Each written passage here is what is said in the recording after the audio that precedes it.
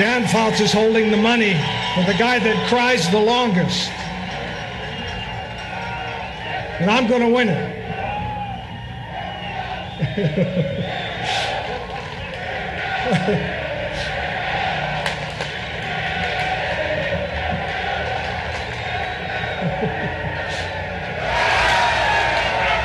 Thank you. Let me tell you, this is the miracle of Canton. All right, the miracle, probably because I'm here, for one, not expecting to, but a miracle because I think about a third of Dayton, Ohio is here, right there. All right, half of Cleveland is here, 3/4 of which are my relatives, and I think the rest are the men of Benedictine.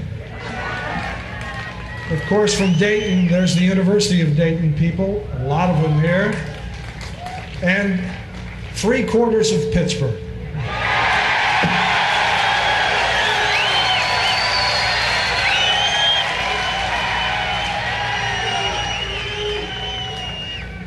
You know, I feel the luckiest guy in the world. Dan Fouts claimed it.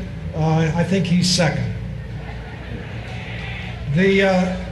The fact that you can get an opportunity, a timely opportunity, that you can put together some teamwork, I think is the thing that you're looking forward to.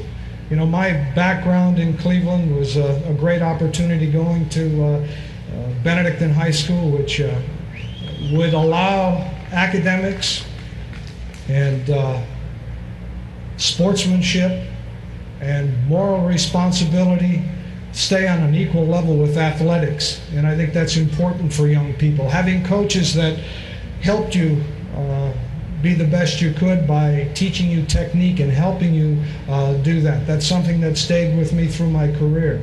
And it's something I'm eternally grateful for. But coming back to opportunity, being drafted 21st by the Cleveland Browns and coming back to play for Paul Brown was something that was very special to me because times have changed. I think in 1946, I paid 25 cents to sit in the dog pound. They didn't call it that at that time.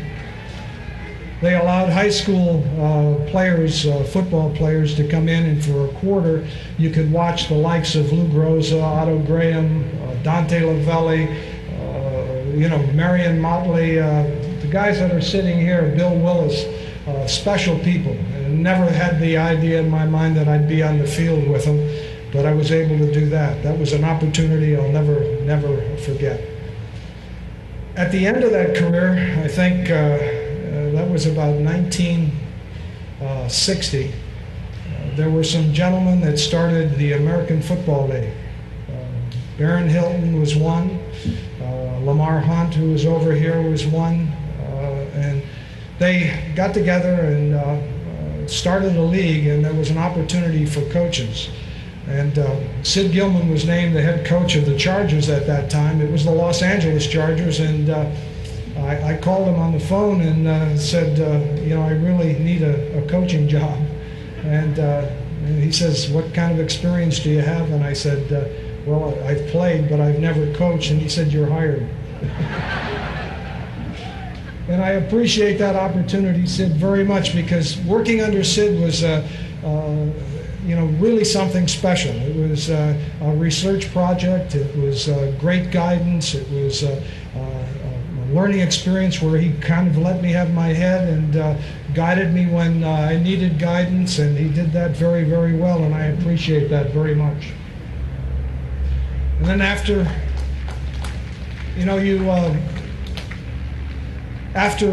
being in the American Football League for a while, there was an opportunity with Don Shula in Baltimore, and again, a timely opportunity, and he hired me and gave me the necessary things to do a job, and I really have to apologize to him for Super Bowl III. That wasn't one of the finer memories that we had. But again, an opportunity came, and that was afforded by the Pittsburgh Steelers. And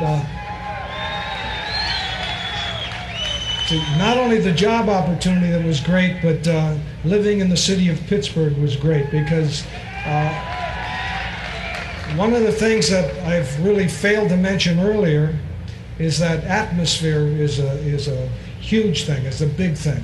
I had atmosphere in high school where you come in and you have the opportunity to grow. We had atmosphere at the University of Dayton. And in Pittsburgh, one of the things that was a real problem when I came there was, I don't want to say a lack of atmosphere, but we trained out in South Park. And if anybody has seen South Park, it was a rather depressing place, it really was. And when Three Rivers Stadium was put together, and this was put together by the citizens of Pittsburgh, I think it was a turnaround for our whole football team. We drafted some great people. We drafted the likes of Joe Green, Terry Bradshaw, Jack Ham, and they came into that place. But we played the first game in Three Rivers Stadium against the New York Jets, and that was the team we lost to in Super Bowl III. And I was a little antsy about this game. I walked around the locker room, and Ray Mansfield was sitting there. He was the center for us. And I couldn't believe the look on his face, because his eyes were aglow, they were twinkling, and it was the atmosphere of a locker room and a training camp that we had come from that was really something special. And these guys went out on the field, and because of that atmosphere, the new stadium, the new teammates, they went out there and we won the first game in Three Rivers Stadium, and from that time on, it was all uphill.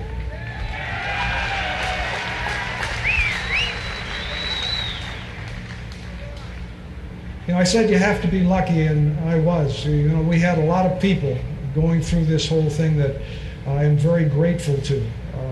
Grateful to the coaches that I've had, grateful to the players that I've worked with, because one of the great learning situations is trying to teach a player a particular technique or a response, and the feedback that you get from them. And I would be ever grateful and thankful, because the path to some very good things happened because of these people. I said opportunity was important, timely opportunity. But I think the single most important thing that we had, and we had in the Steelers of the 70s, was an ability to work together.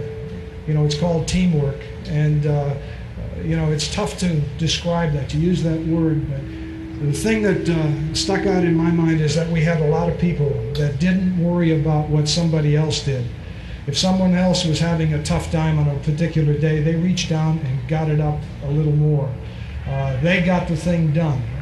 Whatever they had to do, they did to win. There was never a reason to let down. Right now you hear about teamwork, and it's defined as 50-50, and that is a falsehood. There's no such thing as 50-50. You do whatever you have to do as part of the team. You may have to carry somebody. We had an offensive line when we were playing Houston that was decimated with the flu. Our offense couldn't move the ball. We had an injury to the quarterback. It was a time when maybe our defense and our special teams could have said, hey, it's time to fold our tent and go home. It didn't happen that way. We had a bunch of guys, Joe Green, Jack Lambert, Jack Ham, Mel Blount.